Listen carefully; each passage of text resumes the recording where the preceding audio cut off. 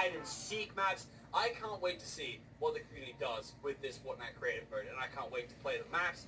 It's going to be an amazing experience, I'm telling you now. And we're definitely not done just there. You can also snap into a grid. So say if you wanted to make sure that you had these perfectly in place next to each other, you can grid snap it, and it will show you the grid number of what it's doing. So right now it's doing 16, 8, 4, 2. So it's just kind of like a spacing method that you can do, just so you can keep the blocks nice and flush with each other so you don't have any gaps or anything. Man, that is a really bright block. Mods would love that one. So let's show you how this rotation can be used with props that you already know in games. Let's turn grid snap off, and let's just rotate it a bunch. So just drop one up there. You can just make 1,000 cars. Like, the possibilities are endless. And I know all I did was just rotate a car and spam it 10 times, but I'm not that creative of a person. We've made some awesome maps this weekend, some which you'll see through the channel or through some trailer promotions that Epic has done. We had a sick time here at the HQ making some maps. We spent about 8 hours each day making maps for about 4 days. Probably some of the most fun I've had playing Fortnite this year. So Fortnite Creative, of course, we've got a few more traps than the regular game mode. We've got a lot of things you would have seen in the playground feature as well. The first thing first is a respawn pad. You would have seen that in playground already. Essentially, if you walk over it, it becomes a spawn pad, and you can customize it with options. Pretty much when you go to start a game mode, you have some team options here, and you can do a bunch of stuff with it. It's pretty cool. And so if I'm to respawn right now, I will always respawn right here at my respawn pad.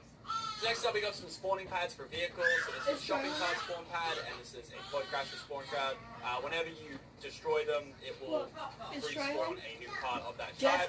So there's damage to the carts apparently, and there we go. We get a new card every time it disappears. So next up, we have some damage traps. These are new kind of traps that whenever you hit them, they'll bounce you back a little bit and take 5 HP away from you. So something to penalize the player for running a certain way or even trying to run a certain way. Next up, we have these ice block traps, and essentially they're kind of like the ice traps, but you only have it for like a couple seconds. So you'll slide through it, and you'll slide for a couple seconds like that. I don't know if you saw that. It's kind of hard to tell, but yeah, you slide for a little bit, and you can really tell when you use it in combination with these new speed pads. And these are a little speed boost thing, very self-explanatory. You can also customize them for the speed, so you can give a low, medium, or a high speed. If I was to do it on this ice, for example, you see how I just slid all the way up there? Kind of, combines that whole thing. But it doesn't give you permanently ice speed for 30 seconds or whatever it gives it for. So it's like a nice little way of using that mechanic without having to have it forever. Next up, we got this little scoreboard thing. Essentially, if you jump on the pad,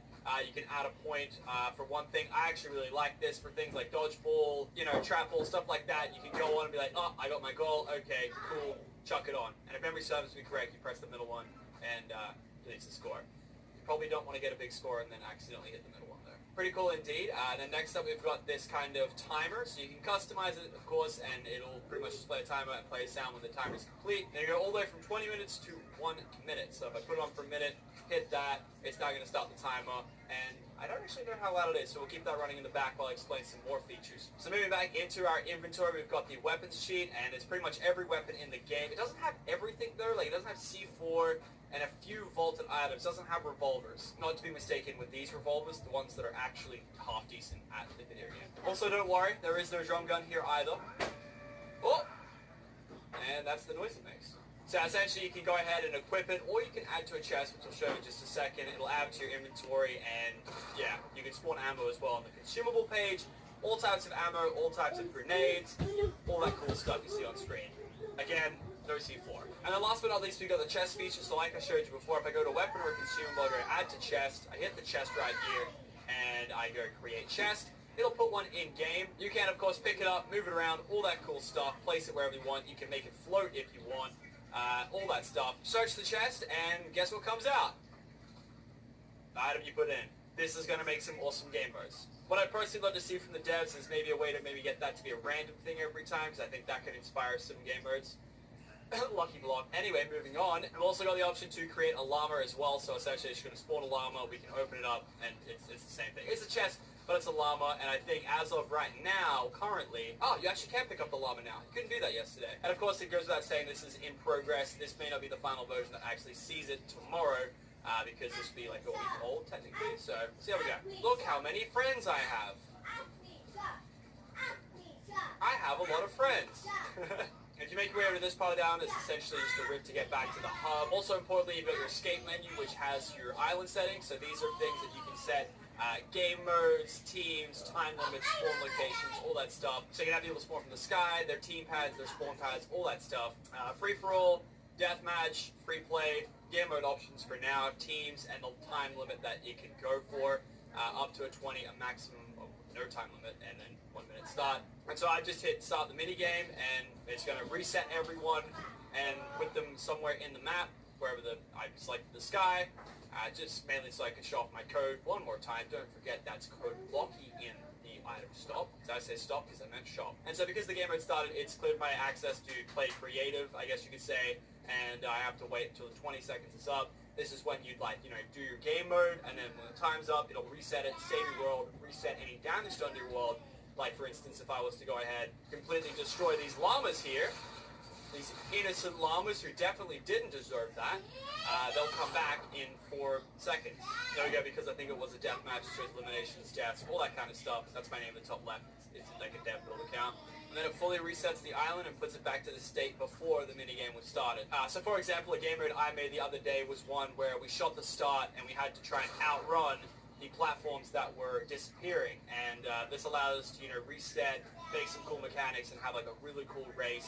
And that's just an example of how you can really use creative mode to make some game modes you really couldn't before. I mean, you could in Playground, but you'd have to spend so many hours building it because you only play it once and then you're done. And then also in your island settings, you've got things like health settings, stuff you've seen in Playground mode before, options for the teams and such. So one of the new ones is pickaxe building damage. I can turn it on for instant, and essentially what will happen is anything I touch will disappear if it can be touched. So these llamas, goodbye. Cool. I don't know. Once again, I think that can open up a little bit of opportunities there. And I think that's what the developer's shooting for, is to allow as many possible creations, game modes, whatever, to be made. And I think they've done a pretty good job at it. So you can even put down but not out options, stuff like that. And then island tools as well. So you can give permissions for players to actually edit. You can say, all right, only I can edit it, or, people that join, they can edit it as well. Be careful with this, because I can already see people doing like griefing Fortnite server videos like they did for Minecraft, and yeah, it's getting pretty mean. Then also you've got this option here to reset your island completely, and that will just obviously wipe the whole island and leave like the base island there. Which, say goodbye to our code Loki, because he's no longer going to be here anymore. I'm going to show you what that looks like just now. Reset island. Goodbye code Loki. It's going to just wipe the whole thing. You can see what it looks like when you first log into a world. And this is it. This is what it looks like. Just a barren island with a few trees and rocks, and for some reason a shack. I don't really know why there's a shack there, but there's a shack there. So last but not least, before we end this off right here, I want to show you one of the obstacle courses they have. You would have seen them if you've played Playground mode, but the resources they've used to make the assets look way better. And a lot of these are really good for making maps as well. A lot of people like to use, I think, this prefab, which has all of the base kind of, construction pieces used. So yeah, a lot of people would take pieces from this and use it in their build. They look nice. And so here's an example of one of the obstacle courses, which I guess you need to jump when you do it.